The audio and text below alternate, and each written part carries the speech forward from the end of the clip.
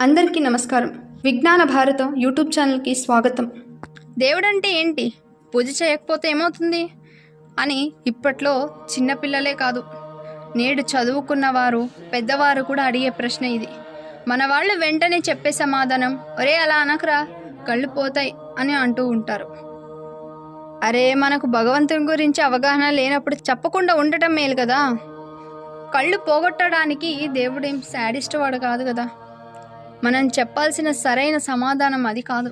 తెలియని వారికి అలా చెప్పటం వల్ల దేవుడిపై వారికి విరోధం పెరుగుతుందే కానీ దానివల్ల ఉపయోగం ఏమీ ఉండదు. పూజ అనేది ఒక ప్రక్రియ, అది మనసుతో చేసే వ్యాయామం. మన తెలివితేటలు జ్ఞానం పెరగడానికి మన మెదడుని మనమే ట్యూన్ చేసే ప్రక్రియ అది. దీప ప్రజ్వలం అనేది త్రకటం అనే యోగ ప్రక్రియ. రోజు ఒక 3 నిమిషాలు నూనె దీపాన్ని తదేకంగా చూస్తే కంటి జబ్బులను అరికట్టవచ్చని పెద్దవారు చెప్పేవారు. ఏదైనా కష్టమైన మంత్రాన్ని 11 సార్లు జపిస్తే నాలిక మొద్దుబారదు. అది నాలికకు ఎక్సర్సైజ్.